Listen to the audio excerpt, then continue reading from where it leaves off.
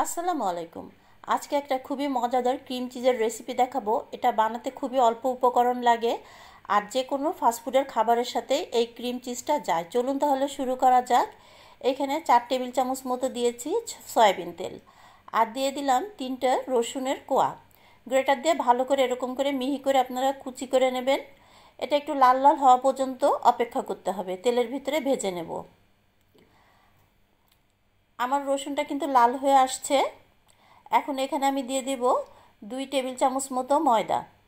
ময়দাটা একটু ভালোভাবে ভেজে নেব এই তেলের ভিতরে, আর রসুনের ভিতরে এতে কিন্তু খুব ভালো একটা ফ্লেভার হবে। এখন এখানে দিয়ে দেব ঠান্ডা দুধ।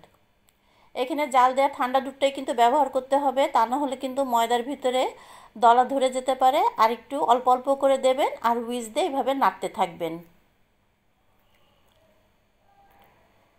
আপনারা কিন্তু এভাবে একটু হিটটা কম করে তারপরে আস্তে আস্তে করে নাড়তে থাকবেন, এতে কিন্তু সুবিধা হবে। চুলোর হিট কিন্তু অবশ্যই কম রাখতে হবে। এখন দিয়ে দিলাম সামান্য লবণ, আর দিয়ে দিব সামান্য চিনি। চিনি আর লবণের ব্যালেন্সটা কিন্তু আপনাদের নিজেদেরই করে নিতে হবে। কে কতটুকু পছন্দ করেন সেই অনুপাতেই দিতে হবে। আমার কিন্তু খুব ভালোভাবে ময়দা দুধের সাথে মিশে গেছে। এখন এখানে আমি দিয়ে দিব চিজ। এখানে আমি হাফ কাপ মতো চিজ দিয়ে দিলাম, মজরেলা চিজ।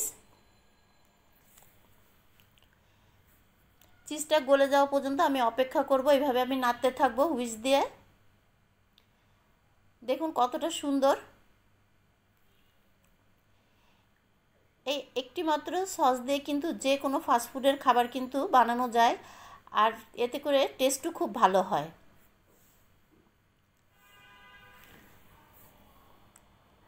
আমার ক্রিম চিজটা কিন্তু হয়ে গেছে। এটা কিন্তু যে কোনো স্যান্ডউইচ, বার্গার, সাব স্যান্ডউইচ সবগুলি আইটেমের সাথেই কিন্তু এটা যায়, পিৎজার সাথেও যায়। দেখতেই পাচ্ছেন জিনিসটা কতটা লোভনীয় আর কতটা সুন্দর হয়েছে। যদি আপনাদের এই রেসিপিটা ভালো লাগে তাহলে একটা লাইক, কমেন্ট, সাবস্ক্রাইব করে দেবেন, আর বাসায় একবার হলেও এটা ট্রাই করবেন। দেখা হবে পরবর্তী কোনো একটা রেসিপি নিয়ে।